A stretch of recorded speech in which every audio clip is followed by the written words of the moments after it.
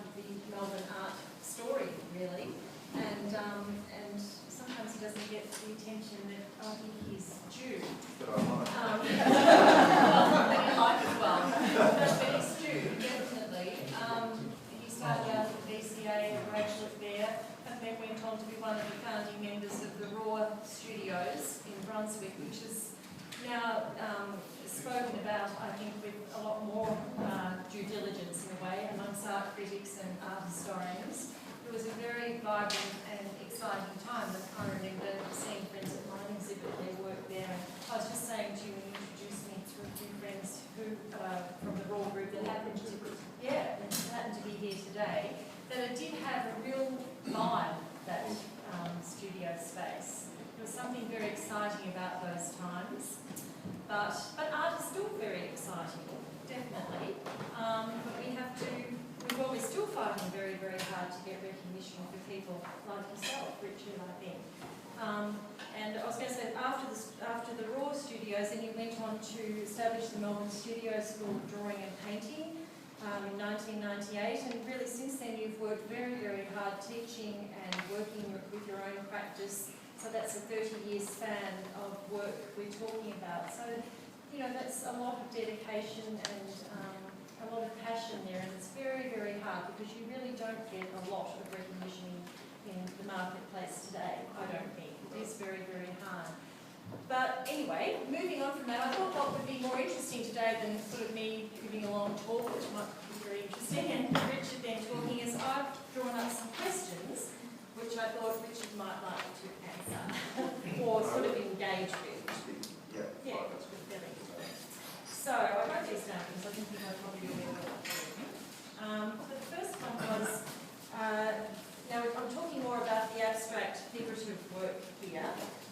These are unusual compositions, unconventional, I think, in many ways. Would you like to tell us how you go about formulating these pictures? Okay, well the abstract paintings are quite different from the landscapes in that they come together over a period of months rather than just one session out in front of the subject, wherever it might be.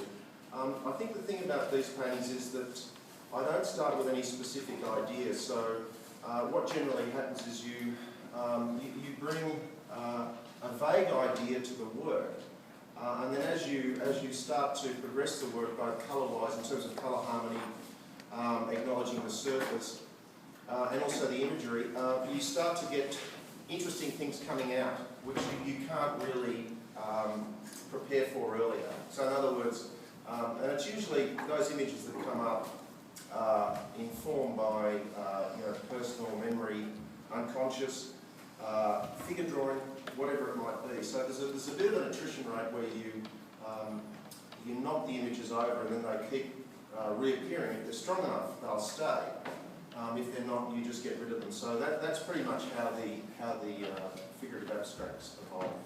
Yeah, we were talking about when you brought the work in before I started hanging it. I think there's quite a difference in the earlier works where we were saying the figure is sort of almost pushed back into the landscape or the urban scape, whereas with the more recent ones, these ones and those four in the other room, just above the drinks table, the figure's sort of popping out as if it's rejuvenating in a sense. How did you feel that in the work, actually? I think what's interesting for me is getting hold of a narrative that starts to inform the figures as they come out.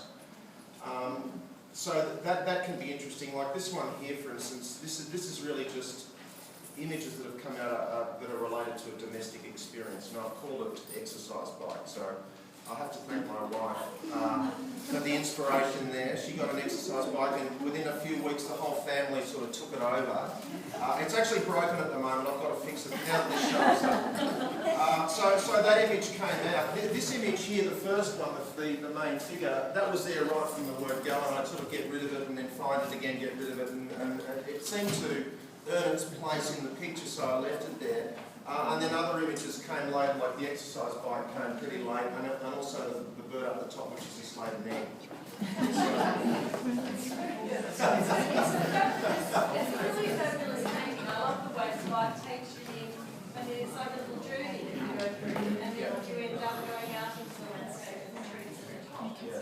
I think that's my favourite painting I've watched out of the whole show. Yeah, that's great. That's great. Okay, so the second one. After all these years of arts practice, do you find the work less emotionally demanding? Is it that the work is more organic these days? Or, is it sort of more free-flowing, not as sort of... Definitely, yeah. I just remember those early years at Raw Studios where you'd have you'd get an image out and it was always edgy and it was always fraught with some sort of angst. And the more angst-ridden it was, the more the more credibility it had. So the images that I use today are not like that at all. They're much more. They're more relaxed. There's more humour to them, I think, which I like. And Yeah, I think they're actually more. There's a lot of energy in these paintings. I actually feel so they are very sort of free-flowing in a sense. Yeah. And I think you feel that in the work when you're really struggling with work. It's something that can be very appealing actually as an art piece too, but you do feel that in the work, whereas this work is much quite organic in a way. It seems to be quite free-flowing. I think what happens is that you start with an idea. The process rewards you 100-fold. So images that you might think of before you start a picture, if you connect with the process, it will give you way more than you ever thought of. And your history, your psychology, your study with figure drawing, all that will inform the images. You may get a narrative, you may not, but usually you get something quite interesting, I think. So I think that's important. Painting plein air is important as well, because once again that informs this sort of imagery. But, that leads on to the next question about the plein air painting. When you go out in the landscape and you spend time there, do you translate this experience to your painting? There are connections. I don't ever think that plein air painting can become studio figurative abstraction. I just don't think there's any way for those. They can come fairly close, but the relationships are always fairly tenuous. I think for me it's important to paint plein air because it's a connection with nature and it's a connection with elemental forces. What you won't find in the landscapes is information, botanical information. You won't find leaves and bark and branches and that sort of thing. What I'm trying to do there is to reduce it to its essence, to a shorthand, and pick up on the movements. With the Dykes Falls pictures, there are the movement's pretty obvious because it's the water, but there are other movements. There's the gesture of the trees. The general landscape movement. So somehow that has to equate with pictorial movement.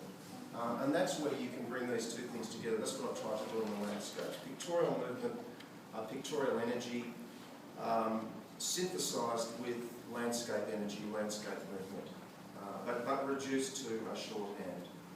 Yeah, and behind me I think we have two really excellent examples of that. They're really lovely, precise paintings with a minimum of gesture and colour, that they carry so beautifully those words from down you're standing there. One of the reasons I chose for them to be there, really. They really are very strong works, and as you just said, that's how you're... To get a sense, David Bomberg said, well, look, it's really, the spirit of the mass is what's important. So you've got to get underneath all that stuff and grasp the landscape forces and somehow translate that into a mark. So mark making is important, more important than the actual look.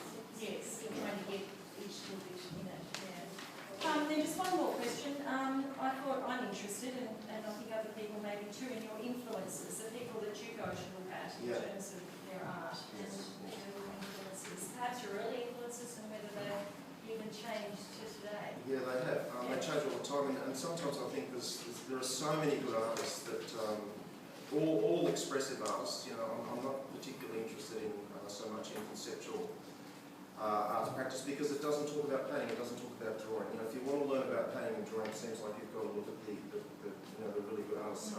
Contemporary, one of the great mentors, artists, teachers that I'm influenced by at the moment is Yvonne Deck, and she's currently teaching at the Portland Art Society. Suzanne Matisse, just Well, we're talking even about Elizabeth Cumming. Elizabeth Cumming, Yeah, she this uses paint contemporary artist. Yeah. unbelievably well. You know, how is it possible to use paint in such a free way? Yes. Incredible. Mary Tonkin's landscapes. Now, is it still possible to paint a masterpiece today against a background of conceptual art? Mary Tonkin, yes, of course it is. Look at her work; it's just amazing.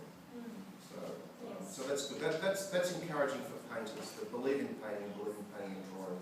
It is. That it's still worth continuing, and there's still something to be found there. Yes, we don't really need to be psychologists. We really need to be painters. That's right. Non-verbal. Well, it can be, absolutely. Well, look, that's about it. But if anyone would like to ask any questions of Richard, you can do that now. Otherwise, we'll just go back to our celebrations and enjoy the show. And please, if anyone's interested in purchasing, I'm the person to come and see, or if you want to speak to Richard about the work. And just a couple of thank yous to you for putting up the show. You've done a fantastic job. Susan's got a great eye. She hung the work way better than I expected it to look. He has to say. No, it's true. It's true. And thank you for everyone for coming, because it's a hot day. It's really It is hot, yeah. And thank you, my wife, Sue. And my students.